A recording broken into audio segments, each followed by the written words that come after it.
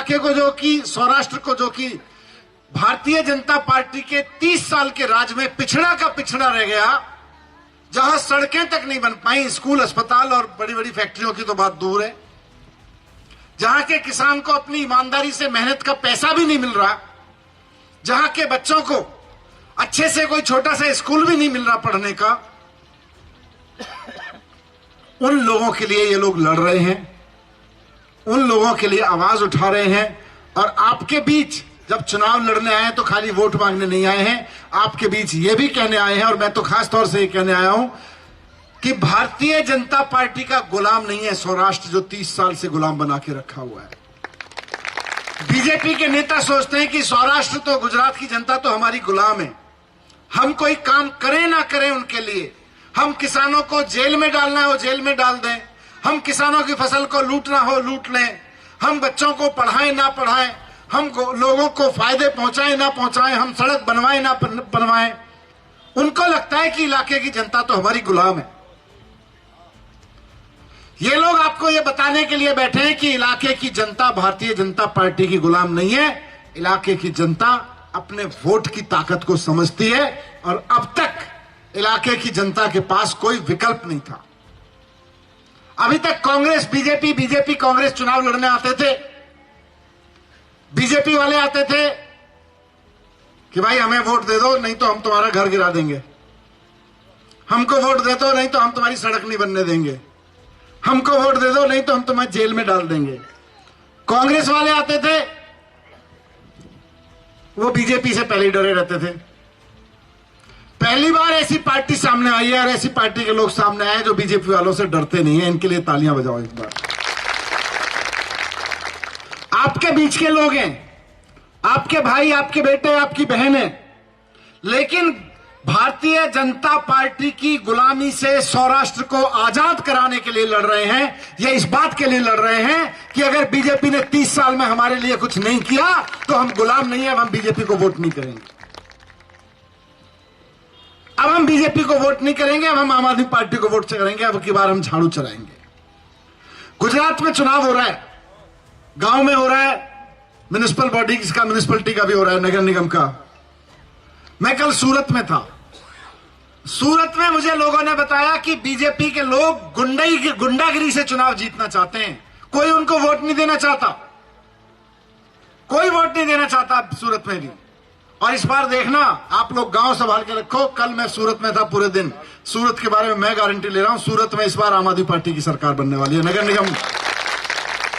आप गांव से बस मजबूत रखो आम आदमी पार्टी को, आप गांव में झंडा गाड़ के रखो। सूरत के लोगों ने भी मन बना लिया, शहर के लोगों ने भी मन बना लिया है कि इस बार बीजेपी को उखाड़ के बाहर फेंकेंगे और आम आदमी पार्टी को लेकर आएंगे। लेकिन सबसे बड़ी प्रॉब्लम है कि क्यों? क्योंकि इनके पास तो पुलिस है, चुनाव पंचायत का हो रहा है, नगर निगम का हो रहा है। तो मैं ये देख रहा हूं, मैं तो 2-3 दिन से देख रहा हूं, मैं तो पंजाब में रहता हूं ज्यादातर। अरविंद केजरीवाल जी ने मेरी ड्यूटी जब से दिल्ली का चुनाव हुआ है पंजाब में लगा रखी है। तो बीजेपी वालों को लग रहा है कि ये आम आदमी पार्टी वाले ही हैं जो चुनाव हरवा सकते हैं, इसलिए कोने कोने में बीजेपी के नेताओं को पकड़ के जेल में डालने की कोशिश कर रहे हैं। मैं अपने किसी कार्यकर्ता से बात कर रहा था अभी पीछे सौराष्ट्र में ही, बोले सर चुनाव में 2 ही चीजें देखने को मिल रही हैं। बीजेपी वालों को यह देखने को मिल रहा है कि जनता उनको पीट पीट के दौड़ा रही है, गांव में नहीं घुसने दे रही, और आम आदमी पार्टी वालों को यह देखने को मिल रहा है कि उनके पीछे बीजेपी ने पुलिस छोड़ रखी है, जिधर जाता है पकड़ लेते हैं, जिधर जाता है पकड़ लेते हैं। 2 ही चीजें चल रही है चुनाव में। बीजेपी वाले आते हैं, लोगों को डराते धमकाते हैं, आम आदमी पार्टी वाले आते हैं तो कहते हैं हमें वोट दे देना, हम आपके बच्चों के लिए स्कूल बनवाएंगे, हमें वोट दे देना, हम आपके किसानों की लड़ाई लड़ेंगे, हमें वोट दे देना, हम आपकी सड़कें बनवाएंगे, आपकी सड़कों के लिए लड़ाई लड़ेंगे, हमें वोट दे देना, हम आपके अस्पतालों के लिए लड़ेंगे, हम आपकी फसलों के लिए लड़ेंगे, हम आपके पशुओं के लिए लड़ेंगे, हम आपकी बिजली के लिए लड़ेंगे। ये लोग ये कह रहे हैं, और बीजेपी वाले आके कह रहे हैं हमको वोट नहीं दोगे तो हम आपको बर्बाद कर देंगे। बर्बाद तो कर ही रखा है, क्या आबाद कर रखा है? बात सही है कि नहीं है? कुछ आबाद कर रखा है बीजेपी वालों ने। 30 साल हो गए, 30 साल में भारतीय जनता पार्टी ने इस इलाके में एक स्कूल ढंग का बताया हो तो बनाओ, बताओ। सरकारी स्कूल क्या आपके बच्चे पढ़ के इंजीनियर, ये जो छोटे छोटे बच्चे बैठे हैं, इनमें कोई बड़ा इंजीनियर, बड़ा डॉक्टर नहीं बैठा क्या? इनमें कोई आईएएस बनने की क्षमता नहीं है क्या जो यहां बच्चे बैठे हैं? लेकिन भारतीय जनता पार्टी का मानना है कि गरीब आदमी के बच्चे को गरीब बना के रखो, उसको अनपढ़ बना के रखो, क्योंकि गरीब आदमी का बच्चा पढ़ लिख गया तो फिर बीजेपी के मित्रों को पैसा कैसे जाएगा?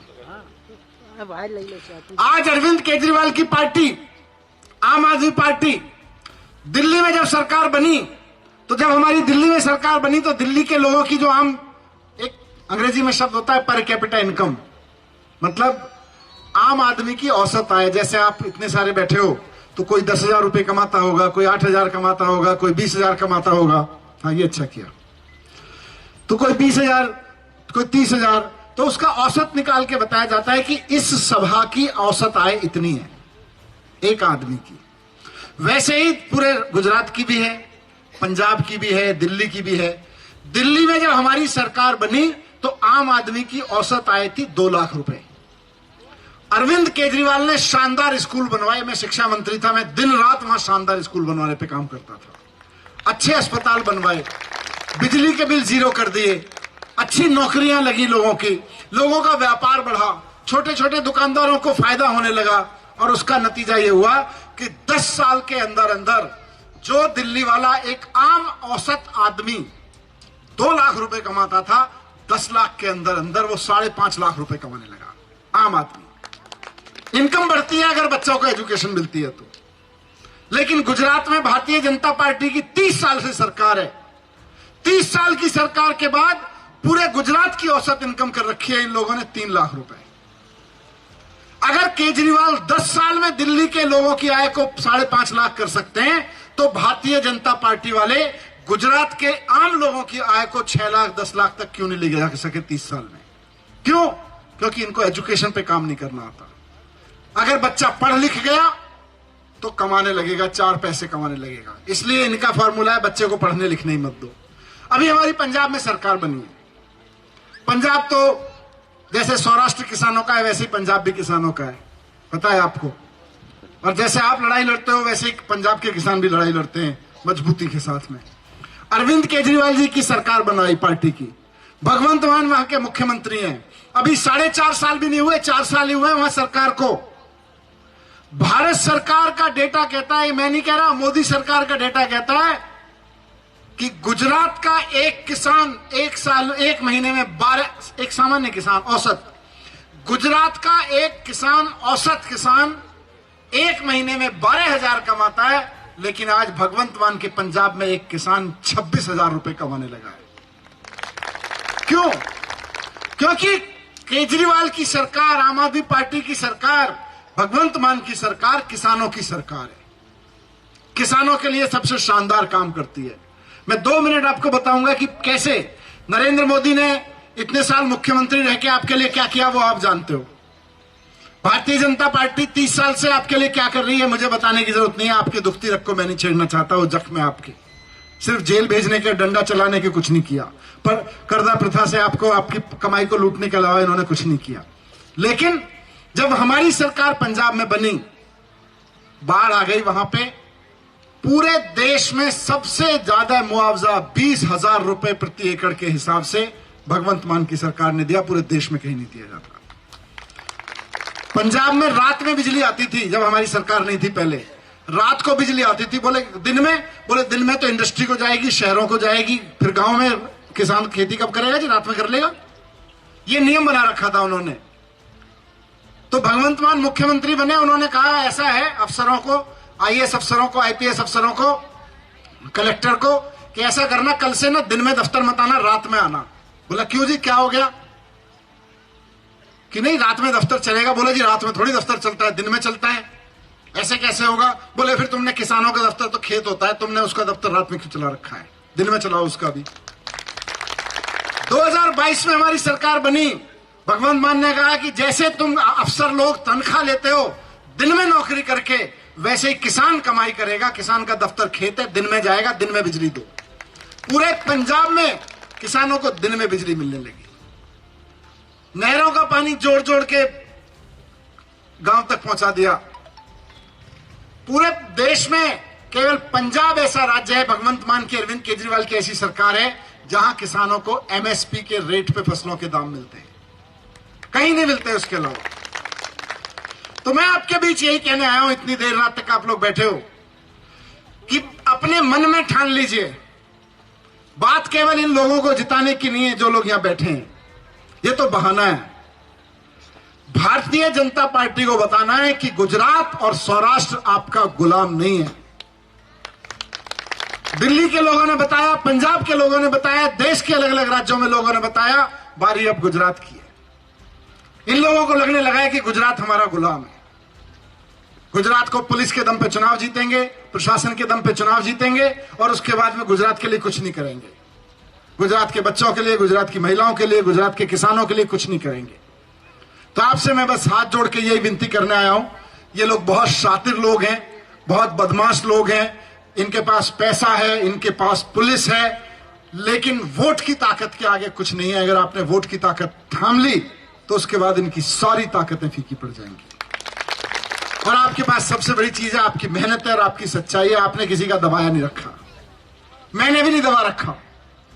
आपने देखा होगा अखबारों में, टीवी में, सोशल मीडिया पे, मैं मंत्री बना, दिल्ली के लोगों ने मुझे मंत्री बनाया। मैंने स्कूलों में शानदार काम किया, दिन रात सुबह शाम स्कूलों में काम करता था। ये नरेंद्र मोदी जी को लगा यार ये मनीष सिसोदिया, अरविंद केजरीवाल का तो नाम हो रहा है, अच्छे स्कूल बन जा रहे हैं, गांव में मजदूरों के बच्चे, झुग्गियों में रहने वाले, घरों में काम करने वाली बाई के बच्चे जाके इंजीनियर और डॉक्टर बनने लगे अरविंद केजरीवाल के राज में, हमारे सरकारी स्कूलों में पढ़ पढ़ के। नरेंद्र मोदी जी को लगा मैं तो सौराष्ट्र के लिए कर नहीं पाया, इनका नाम हो जाएगा। अभी मयूर भाई बता रहे थे कि अमेरिका के राष्ट्रपति की पत्नी आई तो मोदी जी ने कहा ट्रंप साहब गुजरात चल रहे हैं, आप भी चलो वहीं स्कूल दिखाएंगे। ट्रंप की वाइफ ने कहा नहीं नहीं, मैं तो दिल्ली सरकार के स्कूल देखूंगी क्योंकि इन्होंने शानदार काम कर रखा है। तो इन्होंने मुझको जेल में डाल दिया। बोले तुमने चोरी की है। मैंने कहा क्या चोरी की है? बोले की है, बस हमने कह दिया की है। मैंने कहा कुछ घर से निकला? मेरे घर में सीबीआई की रेड आई, मेरे कपड़ों की अलमारी खोल के देखी, मेरी वाइफ के कपड़ों की अलमारी खोल के देखी। गुस्सा आता है ईमानदारी से। पूरी दिल्ली में कोई आदमी ये नहीं कह सकता कि मनीष सिसोदिया ने चाय के पैसे भी मांगे होंगे हमसे। उसके बाद गुस्सा आता है जब कोई सीबीआई वाला आके कहता है आपके ऊपर चोरी का इल्जाम है, दिखाओ आपने पैसा तो नहीं छिपा रखा। और मेरी वाइफ के कपड़ों की अलमारी खोल के देखी, दिल रो गया मेरा। लेकिन मैंने कहा कोई बात नहीं, भगवान कृष्ण मुझे बचाएंगे। भगवान कृष्ण ने लाज रखी हमारी। जेल में डाला इन्होंने 18 महीने, एक छोटी सी कोठरी में बंद करके रखा। लेकिन कहते हैं भगवान के घर देर हो सकती है, अंधेर नहीं है। दिल्ली की अदालत ने कहा कि अरविंद केजरीवाल, मनीष सिसोदिया को 18 महीने तुमने जेल में रख दिया, केजरीवाल जी को 6 महीने, मनीष सिसोदिया को 18 महीने, लेकिन इनके ऊपर जो आरोप तुमने लगाए हैं वो मुकदमा चलाना तो दूर, मुकदमे की सुनवाई लायक भी नहीं है। एकदम झूठे आरोप है, कोई दम नहीं है।